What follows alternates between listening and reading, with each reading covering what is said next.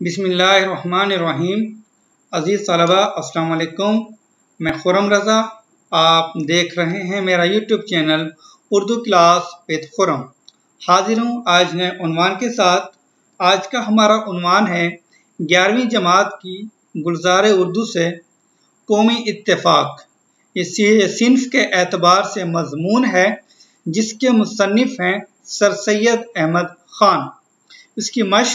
उसकी मश्क में से हम सीखने जा रहे हैं कौमी इत्तेफ़ाक के इक़्तिबासात की तशरीह। कौमी इत्तेफ़ाक जो मज़मून है उसके इक़्तिबासात हैं या उसके जुमले हैं जिसकी हम तशरीह सीखने जा रहे हैं। नस्र पारों की तशरीह का तरीका ये एक जर्नल उन्वान है जो हम सीखने जा रहे हैं। अक्सर ये इम्तिहानात में आता रहता है। बढ़ते हैं अपनी अगली स्लाइड की तरफ। मज़मून स्क्रीनशॉट आपकी स्क्रीन पर मौजूद है। कौमी इत्तेफ़ाक ये मज़मून और इसकी मश्क का सवाल नंबर 4 मैं थोड़ा जूम करके दिखा देता हूं।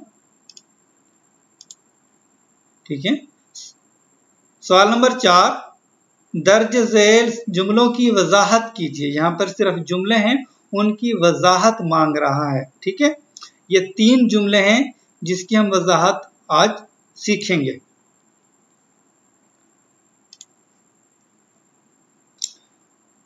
तशरीह कैसे की जाए, पहला सवाल ये है, इसको हल समझने की कोशिश करते हैं।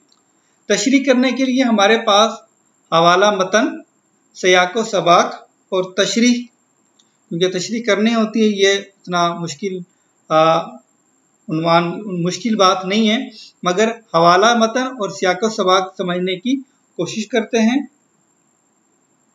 हवाला मतन, मतन के मानी है असल इबारत। इस लिहाज से हवाला मतन से मुराद दी गई इबारत किस मजमून से ली गई है और इसका मुसन्निफ कौन है।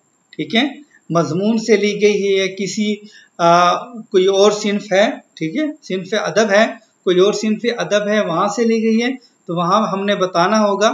ठीक, और इसके मुसन्निफ कौन है और उसका नाम बताना होगा। हवाला मतन हम इन 2 तरीकों से दे सकते हैं। ये जुमला या इक़्तिबास सर सैयद अहमद ख़ान के मजमून कौमी इत्तेफ़ाक से लिया गया है। ठीक है, इसमें भी मुसन्निफ का नाम आ गया और उन्वान जो सबक का उन्वान है और उसकी सिन्फ भी आ गई। ठीक है, अगर आप यूं इसका हवाला देना चाहें, हवाला मतन मजमून या सबक का नाम कौमी इत्तेफ़ाक मजमून है, मुसन्निफ का नाम है सर सैयद अहमद ख़ान। तो अजीज तलबा, यह था हवाला मतन कि हम किसी भी इबारत का हवाला कैसे दें। ठीक है, तो आप इन 2 तरीकों से बाआसानी किसी भी मतन का या किसी भी इबारत का हवाला दे सकते हैं। सियाक़ो सबाक, सियाक के मानी है मजमून का ढंग या तर्ज और सबाक के मानी है रब्त या ताल्लुक।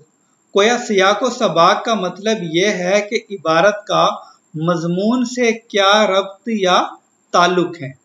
इसे हम मौका महल भी कह सकते हैं। मौका महल मतलब कहाँ से ये इबारत ली गई है, मजमून के किस हिस्से से, यानी इसमें बताया जाता है कि इबारत किस मौका से ली गई है और इससे पहले क्या बात चल रही थी। अगर इबारत किसी कहानी से ली गई हो तो बताना होगा कि कहानी के आगाज से ये इबारत ली गई है या कहानी के नुक्ता उरूज और दरमियान, नुक्ता उरूज मतलब दरमियान, या अंजाम व आखिर से ली गई है या किसी भी कहानी के आखिर से ली गई है। क्योंकि जब हम कहानी वगैरह, जो अफसाना वगैरह होता है या ड्रामा होता है, हम पढ़ते हैं तो हमें बात की समझ आ जाती है, ये आगाज है, ये दरमियान है और ये अंजाम। मुख्तसर तौर पर यूँ समझ लें कि सियाक़ो सबाक में हमें मुतलका मजमून या कहानी का मुख्तसर सा खुलासा या मरकजी ख्याल पेश करना होता है। ठीक है, खुलासा या मरकजी ख्याल हम सिर्फ मजमून या किसी और सिन्फ का करते हैं जिसमें कहानी बयान नहीं की जाती। अगर किसी ऐसा मजमून है, ऐसी इबारत है जिसमें जो हमने किसी कहानी से ली गई है, तो उसमें हमने उसका दरमियान या बताना होता है कि दरमियान से ली गई है या आगाज से ली गई है या अंजाम से। जब तक यह तारुफ या मरकजी ख्याल पेश ना किया जाए तो दी हुई इबारत का मतलब वाज़े नहीं हो सकता। इसको मजीद समझते हैं सियाको सबाक को। दूसरे अल्फाज में यूं समझ लें कि इबारत या नसर पारा गोया जुज़्व है, मतलब हिस्सा है छोटा सा, और सबक कुल मतलब एक सबक जो है मुकम्मल है और नसर पारा है वह छोटा सा एक हिस्सा है उस कुल का। अब जाहिर है कि जब तक कुल वाज़े ना हो, मतलब यह है कि जो बात जो सबक है अब तक आप पर वाज़े ना हो तो जुज़ का मफहूम समझ में नहीं आ सकता। इसकी मिसाल यूं समझें कि आप टीवी पर किसी ड्रामे का सीन या मंजर देखते हैं। आपने एक नज़र या कोई सीन या मंजर देखा तो आप उस मंजर या सीन से क्या अंदाज़ा लगा सकते हैं, उससे क्या बात आपको समझ में आएगी कि जब तक आप उसके बारे में ना जान लें। ठीक है, अब जाहिर है कि आप महज उस एक मंजर को देखकर पूरे ड्रामे या कहानी का मफहूम नहीं समझ सकते, क्योंकि मंजर एक जुज़ है और ड्रामा कुल। इसलिए इस मंजर को समझने के लिए ज़रूरी है कि आप मुतअल्लिका ड्रामे या कहानी के खाके से वाकिफ हों और आपको इस ड्रामे का सही तारुफ हासिल हो। जब तक आपको इस ड्रामे का खुलासा या मरकजी ख्याल ना बताया जाए, आप अकेले मंजर या सीन का मतलब नहीं समझ सकते। अगर इबारत किसी कहानी की बजाय संजीदा किस्म के मजमून से ली गई है तो उसका मौका महल बताना ज़रूरी नहीं होता, बस उस मजमून का मुख्तसर सा खुलासा या मरकजी ख्याल पेश कर दिया जाता है। उम्मीद है कि आपको सियाको सबाक समझ में आ गया होगा। ठीक है, बढ़ते हैं अपनी अगली स्लाइड की तरफ। सियाको सबाक दो तरह के होते हैं, मिसाली सियाको सबाक और अजमाली सियाको सबाक। वो सियाको सबाक मिसाली है जो इक्तबास का मौका महल बताए, यानी कि सियाको सबाक के लिए दिए जाने वाले इक्तबास से पहले क्या बयान हुआ था। अगर कोई नसर पारा लिया है किसी भी कहानी से तो उससे पहले हमने बताना होगा कि इससे पहले ये बात हो रही थी और उसके बाद में ये हो रहा था। ठीक है, और बाद में क्या। मिसाली सियाको सबाक आम तौर पर उस सबक के हवाले से बयान किया जाता है जिसमें कहानी का अंसर मौजूद हो। ठीक है, जैसे मसलन ड्रामा, अफसाना या नावल वगैरह, क्योंकि वो किसी एक कहानी का हिस्सा होते हैं। तो उससे जब हम कहानी या ये ड्रामा पढ़ते हैं, अफसाना पढ़ते हैं या कोई नावल का हिस्सा होता है वो हम उससे पढ़ते हैं तो हमें वो कहानी मुकम्मल तौर पर समझ आ जाती है कि ये दरमियान है या यह आगाज है या अंजाम है। अजमाली सियाको सबाक में इक्तबास का मौका महल बताने की बजाय पूरे सबक के अहम नकात को मुख्तसर तौर पर बयान कर दिया जाता है। यह सियाको सबाक आम तौर पर ऐसे असबाक के हवाले से दिया जाता है जिसमें कहानी का अंसर मौजूद ना हो। ठीक है, मिसाली सियाको सबाक में कहानी का अंसर मौजूद होना ज़रूरी है, अजमाली सियाको सबाक में कहानी का अंसर मौजूद होना ज़रूरी नहीं है। मसलन मजमून, सवाने, सफ़रनामा, खाका वगैरह।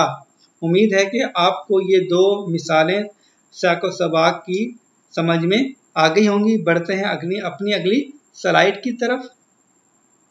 सवाल नंबर 4 है जो कौमी इत्तेफाक मजमून है, सर सैयद अहमद खान का लिखा हुआ, वहां से ये सवाल नंबर 4 है। तो दर्ज झेल जुमलों की वजाहत कीजिए। यहाँ पर ये सिर्फ जुमले हैं और इसकी वजाहत मांग रहा है।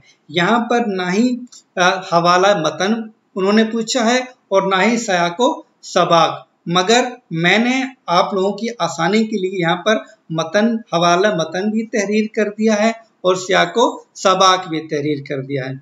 जो 3 जुमले हैं इस मश्क के, तो ये जो सियाको सबाक है ये तीनों जुमलों के लिए आप इस्तेमाल कर सकते हैं। जुमला है हम में कौमी इत्तेफाक का ख्याल नसियन मनसियन हो गया है। नस्यन मनस्यन का मतलब ये है कि हमारे अंदर से जो कौमी इत्तेफाक का जो ख्याल है हमने फरामोश कर दिया है। ठीक है, नस्यन मनस्यन का मतलब है कि फरामोश कर दिया, भुला दिया। हवाला मतन, ये जुमला सर सैयद अहमद खान के मजमून कौमी इत्तेफाक से लिया गया है। सियाको सबाक है, यह मजमून कौमी इत्तेफाक सर सैयद अहमद खान के मकालात सर सैयद से माखूज है, जिसमें उन्होंने एक कौम के मफहूम को वाज़ेह किया है। कहते हैं कि जो शख्स कलिमा तैयबा का दिल से इकरार कर लेता है तो वो एक रूहानी बल्कि खुदाई रिश्ते, कौमी रिश्ते का एक फर्द बन जाता है, चाहे उसका ताल्लुक किसी मुल्क या किसी कबीले से हो। उन्होंने बताया कि तफरका कौमी मुसलमानों के जवाल का सबब बना, मगर मौजूदा मुश्किलात के दौर से निकलने के लिए हमें वसी पैमाने पर कौमी इत्तेफाक की ज़रूरत है, और अगर ये गिरां कद्र गोहर मकसूद हमें मिल जाए तो मौजूदा वक्त में ये सब से बड़ी नेमत होगी और हमारी तरक्की का सबब। ये था ये हमारे इस मजमून का सियाको सबाक है। अगर कोई भी इबारत या कोई भी जुमला जैसे हमारे पास मौजूद है, अगर हो सकता है कि इम्तिहान में या इसी सबक से, इसी मजमून से कोई इबारत आ जाती है, तो आप उसके लिए ये सियाको सबाक इस्तेमाल कर सकते हैं। बढ़ते हैं इसकी तशरीह की तरफ। ये सियाको सबाक था, इस जुमले की वजाहत या इसकी तशरीह। तो जुमला है, हम में कौमी इत्तेफाक का ख्याल नस्यन मनस्यन हो गया है। तशरीह है, हमारी तनज़्ज़ुली और पस्ती की सबसे बड़ी वजह तफरका कौमी है। ठीक है, तफरका मतलब यह है कि कौम जो है बट गई है।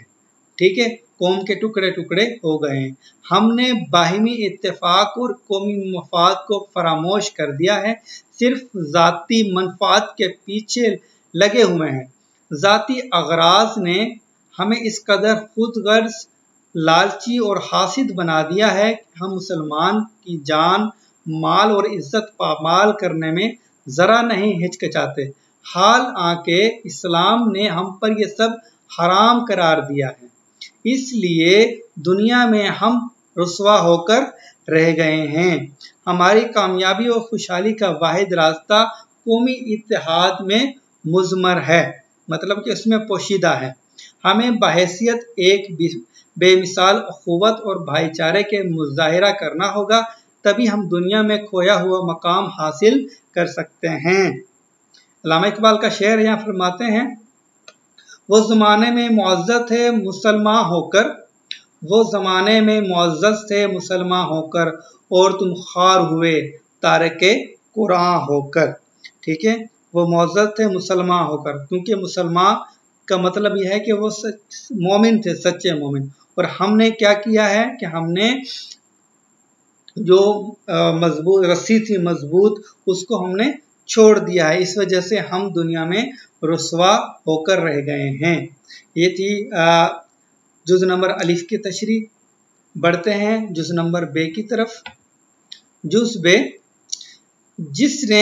जिस किसी ने अल उर्वतुल वुस्का कलिमा तैयबा, कलिमा तौहीद को मुस्तहकम किया, वो एक कौम बन गया। तशरीह है, सर सैयद अहमद खान ने इस जुमले में कौम के तस्वुर को बयान किया है। कहते हैं कि जिसने अल उर्वतुल वुस्का तौहीद की मजबूत रस्सी कलिमा तैयबा को मुस्तहकम किया, वो एक कौम हो गया, क्योंकि इस्लाम ने तफरका कौमी को मिटाकर एक ऐसा खुदाई कौमी रिश्ता कायम किया है जिसने तमाम इम्तियाज़ात को मिटा दिया है और सबको एक ही लड़ी में परो दिया है। यहाँ पर भी अल्लामा इकबाल का शेर याद आ गया कि कहते हैं, एक ही सफ में खड़े हो गए महमूद व अयास, एक ही सफ में खड़े हो गए महमूद व अयास, न कोई बंदा रहा और न कोई बंदा नवाज। सब एक हैं, सब बराबर हैं। अगर किसी का मर्तबा है तो वो अल्लाह के यहाँ मर्तबा है तो वो तकवा के अगर कोई जितना ज़्यादा तकवा वाला है, जितना परहेजगार है, तो वो उतना ही अल्लाह ताला के नज़दीक मर्तबे वाला है। इस्लाम किसी से नहीं पूछता कि वो किस कौम से है, किस कबीले से है, किस नस्ल से है, किस ख़ानदान से है, अरबी है या अजमी, गोरा है या काला, अमीर है या गरीब, बादशाह है या फ़कीर। इस्लाम में सब बराबर हैं। इस्लाम ने बाहमी इत्तेहाद और इत्तेफाक का जो दर्स दिया है, उसकी मिसाल दुनिया के किसी मजहब में नहीं मिलती। ये थी जुज़ नंबर बे की तशरीह। उम्मीद है कि आपको जुज़ नंबर बे की तशरीह भी समझ में आ गई होगी। बढ़ते हैं जुज़ नंबर जीम की तरफ, जो आखिरी जुज़ है। जीम, हम सब आपस की मोहब्बत से इस अदावत और निफाक को यकताई और यकजहती से मुबद्दल करें, मतलब तब्दील करें। ठीक है, तशरीह है। इस जुमले में सर सैयद अहमद खान कहते हैं कि हमारी तनज़्ज़ुली और ज़बू हाली की सबसे बड़ी वजह ना इत्तेफाकी है। इन ना इत्तेफाकियों ने हमारी कौम को निहायत ज़ईफ़ और टुकड़े टुकड़े कर दिया है। आपस में मोहब्बत और दोस्ती, यकदिली और यकजहती बहुत कम है। हसद, बुग़्ज़, अदावत और फ़िरकावारियत का असर हर जगह पाया जाता है, जिसका नतीजा ना इत्तेफाकी है। उम्मत मुसलमान जब तक मुत्तहिद ना होगी, तब तक वो अपने मकासिद की तकमील ना कर सकेगी और यूं ही ज़बू हाली का शिकार रहेगी, अपने दुश्मन का मुकाबला ना कर सकेगी। वक्त का तकाजा है कि मुस्लिम कौम ना इत्तेफाकी और इंतशार फैलाने वाले अवामिल से गुरेज करें, बाहिमी मोहब्बत और भाईचारे से फ़िरकावारियत, तअस्सुब, बुग़्ज़ और अदावत को ख़त्म कर सकते हैं। अजीज तलबा, ये था आज का हमारा लेक्चर। उम्मीद है कि आपको ये हमारी वीडियो पसंद आई होगी। अगर आपको हमारी ये वीडियो पसंद आई है, लाइक कीजिए, कमेंट कीजिए और शेयर कीजिए। जिन दोस्तों ने अभी तक हमारा चैनल सब्सक्राइब नहीं किया, उनसे गुजारिश है कि उर्दू क्लास विद खुर्रम को सब्सक्राइब करें और साथ में लगे बेल आइकन के बटन को प्रेस करें, ताकि हमारी नई आने वाली वीडियो वक्तन फ़वक्तन आप तक बआसानी पहुंच सके। शुक्रिया।